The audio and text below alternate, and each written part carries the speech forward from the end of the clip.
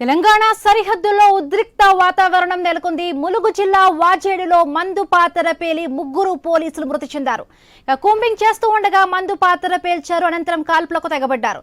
ఈ ఘటనలో పలువురు పోలీసులకు గాయాలు అయినట్లు తెలుస్తోంది.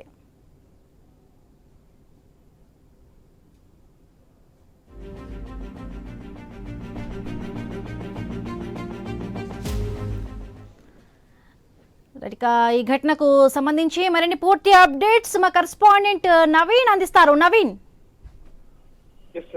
మనం చూడొచ్చు, ప్రస్తుతానికి గత నెల 15 రోజుల నుంచి కూడా పూర్తి స్థాయిలో కూడా మావోయిస్టులు అయితే సైలెంట్ గా ఉన్నట్టు పరిస్థితి కనపడుతుంది. పూర్తిగా వాళ్ళు చర్చలకే వస్తామని చెప్పేసి కూడా కాల్పుల విరమణలో ఉన్నామని చెప్పేసి కూడా వాళ్ళ గత 4-5 లేఖలు కూడా విడుదల చేసిన పరిస్థితి మనం తెలుసుకొని ఈ రోజు ఒకసారిగా పోలీసులపై అయితే మావోయిస్టులు విరుచుకుపడ్డారు. ములుగు జిల్లా వాజేడు ప్రాంతంలో, అంటే ఈ రెండు తెలంగాణ ఇటు ఛత్తీస్గఢ్ సరిహద్దు ప్రాంతంలో కొద్దిసేపటి కిందటనే మావోయిస్టుల ఒక్కసారిగా మందు పాత్ర పేల్చిన పరిస్థితిగా పడుతుంది.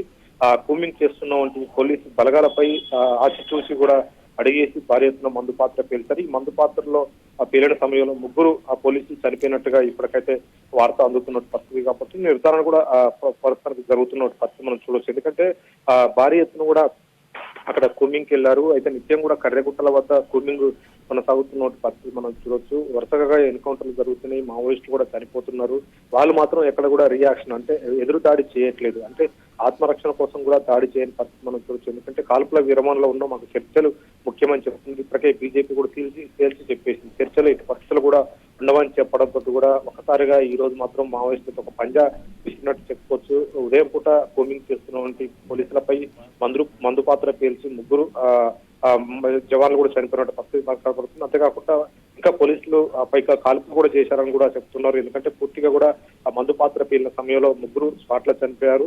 అక్కడ ఉన్నటువంటి జవాన్లపై మళ్ళీ వెంటనే కూడా మావోయిస్టులు కాల్పులకు తెగబడ్డట్టుగా తెలుస్తుంది. అయితే బుల్లెట్ గాయాలు కూడా కొంతమందికి అయ్యాయి. పోలీసులు ఎంతమంది ఇంజూరీ అయినా తెలియదు. పూర్తి స్థాయి మాత్రం 3 చనిపోయారు. కానీ ఇంకా పోలీసులపై కాల్పులు చేశారు కాబట్టి, కాల్పులకు తెగబడ్డారు కాబట్టి పోలీసులకు కూడా భారీగా కూడా గాయాలైన సమస్యలు చదువుతున్నట్టు పరిస్థితి మనం చూడవచ్చు. ఎందుకంటే ఇప్పటివరకు అయితే పోలీసులు దీన్ని నిర్ధారణ చేయలేదు. ఎందుకంటే వీళ్ళు తెలంగాణ సంబంధించిన గ్రేహన్స్ పోలీసులుగా అయితే పక్కా సమాచారం అయితే అందుతున్న పరిస్థితి మనం చూడొచ్చు. ఎందుకంటే గ్రేహన్స్ పార్టీ తెలంగాణ ఛత్తీస్గఢ్ సరిహద్దు ప్రాంతాల్లో మాత్రం మన గ్రేహన్స్ మాత్రమే అక్కడ భూమిని నిర్వహిస్తూ ఉంటారు. అంతేకాకుండా సిఆర్పిఎఫ్ బలగాలు కూడా ఆ ప్రాంతంలో ఎక్కువ కూడా ఉంటారు. అయితే ఈ నేపథ్యంలో ఇప్పుడు జరిగినటువంటి మందు పాత్ర దాడి మాత్రం తెలంగాణ సంబంధించిన గ్రేహన్స్ దళాలపై మావోయిస్టులు ఒకసారిగా మందు పాత్ర పేల్చినట్టుగా చెప్తున్నారు. అయితే దీంట్లో మాత్రం ప్రస్తుతానికైతే మనకు అందుతున్న వార్త ప్రకారం మాత్రం ఒక 3 చనిపోయారు. మిగతా వాళ్ళకైతే బుల్లెట్ గాయాలు అంటే వస్తుంది. ఆ బుల్లెట్ గాయాలు కూడా ఎందుకంటే ఒక్కసారిగా మందు పాత్ర పేల్చిన సమయంలో దాదాపుగా 10ల సంఖ్యలో కూడా అక్కడ జవాన్లు ఉన్నారు. ఆ జవాన్లపై కూడా వెపన్స్ తోటి దాడి చేసినట్టుగా, తుపాకు గుండ్ల వర్షం కురిపించినట్టుగా సమాచారం అందుతుంది.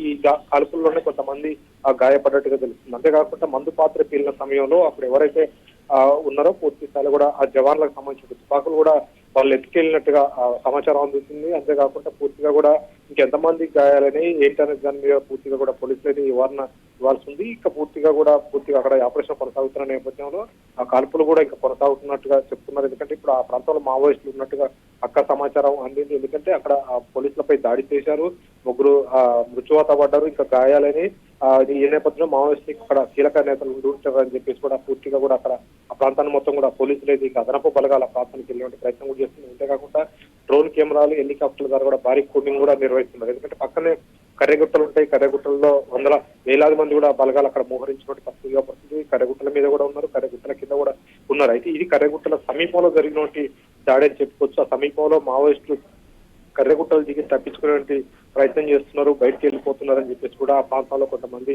నిఘా పెట్టినట్టు పరిస్థితిగా పడుతుంది. నిత్యం కూడా కూంబింగ్ చేస్తున్నారు. ఆ కూంబింగ్ లోనే ఈ మందు పాత్ర పోలీసులపై అయితే మావోయిస్టు పేల్చినట్టుగా తెలుస్తుంది. 3 మాత్రం ప్రస్తుతం చనిపోయినట్టుగా అయితే వార్తలు పరిస్థితి మనకు తెలుస్తుంది. Right, thank you.